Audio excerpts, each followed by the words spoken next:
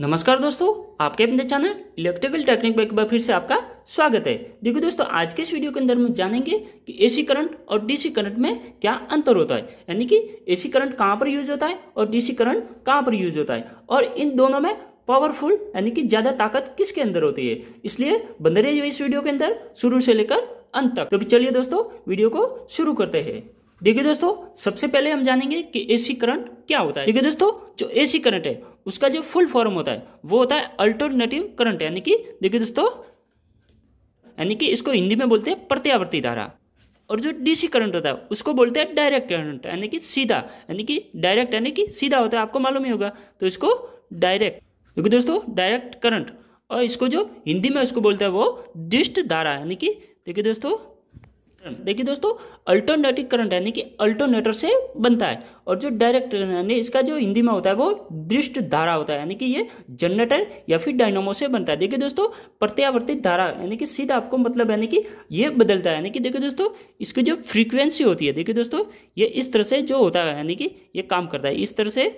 फिर इस तरह से इसके ये देखिए दोस्तों इसके जो फ्रीक्वेंसी होती है वो 50 हर्ट्ज होती है, जो आपके इंडिया में, देखिए दोस्तों जो हमारे इंडिया में होता है वो 50 हर्ट्ज होती है।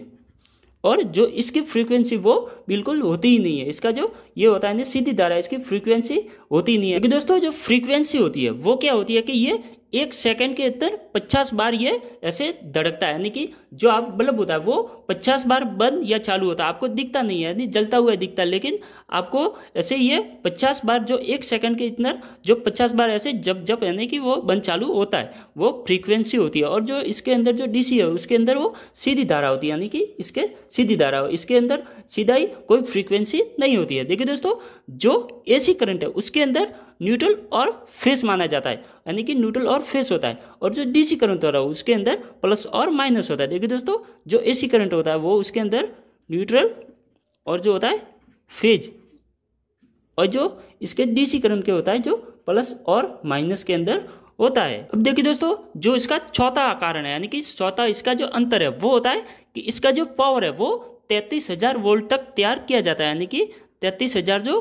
वोल्ट होता है। और इसका जो डीसी करंट के अंदर होता है वो 650 यानी कि 650 वोल्ट तक ही ये बनाया जाता है। देखिए दोस्तों, जो एसी करंट है उसके अंदर हमको झटका लगेगा तब बहुत ही कंपन होगा, यानी कि जैसे धड़कन जैसे धड़कती है ऐसे कंपन होगा। लेकिन जो डीसी करंट है उसके अंदर हमको धड़के जैसे करंट नहीं लगता, जो नॉर्मल से तो हमको करंट नहीं लगता, लेकिन 650 यानी कि ये ज्यादा वोल्ट होता है तो उसके अंदर करंट हमको नहीं लगेगा, ऐसे हाथ रखेंगे तो चिपक जाएगा, लेकिन ऐसे करंट जैसे जो कंपन होता है ऐसे कंपन नहीं होगा। देखिए दोस्तों, जो अगला जो अंतर है वो होता है कि जो एसी करंट है वो ज्यादा दूरी तय करता है, यानी कि आपको जैसे कि मैं राजस्थान से हूं तो राजस्थान से आपको दिल्ली पावर ले जाना है तो वो इसको यानी कि बहुत ज्यादा यानी कि चला जाएगा। लेकिन जो एसी करंट है वो नहीं जाएगा, क्योंकि जो ये जो इसकी जो फ्रीक्वेंसी है वो धीरे धीरे ऐसे चलती है। और जो ये डायरेक्ट है यानी कि सीधा ये तेज दौड़ेगा, यानी कि इसकी जो स्पीड होती है, यानी कि एसी से डीसी की स्पीड तेज होती है लेकिन ये कम दूरी तय करता है। देखिए दोस्तों,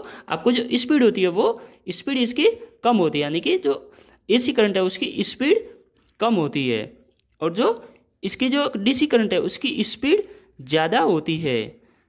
देखिए दोस्तों, इसकी स्पीड ज़्यादा होती है लेकिन ये ज़्यादा दूरी तय नहीं करता, ये थोड़ा यानी खरगोश की चाल होती है, जैसे थोड़ा जाएगा और थक जाएगा, यानी कि इसका करंट समाप्त हो जाएगा। लेकिन ये डीसी जो एसी करंट है वो ज़्यादा दूरी तय करेगा और उसके जो स्थान जो गंतव्य स्थान जहाँ पहुँचना है वहाँ पर पहुँच जाएगा, और डीसी करंट है वो नहीं पहुँचेगा, ये स्पीड कम यानी कि ज़्यादा दूरी तय करेगा और ये कम दूरी पर ही समाप्त हो जाएगा। देखिए दोस्तों, जो अगला जो अंतर है वो ये है कि एसी करंट को हमको डीसी में बदलना है, यानी कि एसी से आपको डीसी के अंदर जाना है तो फिर उसको आपको चाहिए जो एडेप्टर चाहिए होता है, यानी कि आपको चार्जर जो मोबाइल चार्जर करना है तो आपको एडेप्टर की जरूरत होती है, यानी कि एडेप्टर ही। लेकिन आपको जो डीसी है उसका एसी करना है, यानी कि ये डीसी का आपको एसी करना है तो इसके अंदर आपको इन्वर्टर की जरूरत पड़ेगी, यानी कि एसी से डीसी करना है, यानी कि आपका जो एसी 240 वोल्ट है या 220 वोल्ट है उसको आपको डीसी के अंदर कन्वर्ट करना है तो आपको एडेप्टर जो मोबाइल चार्जर ऐसा होता है वो इसकी जरूरत पड़ती है। यानी कि आपका कंप्यूटर है तो थोड़ा बड़ा होगा लेकिन वो एडेप्टर होगा, लेकिन जो आपको डीसी पावर है उसको एसी में बदलना है तो फिर आपको इन्वर्टर की आवश्यकता होती है। देखिए दोस्तों, जो यानी कि लास्ट इसका अंतर है वो है कि आपको पंखा, ट्यूबलाइट, बल्ब या फिर आपके जो घर के अंदर जो इलेक्ट्रिक उपकरण होता है उसको चलाने के लिए आपको जो पावर की आवश्यकता होती है वो होता है एसी करंट, यानी कि जो पंखा, कूलर,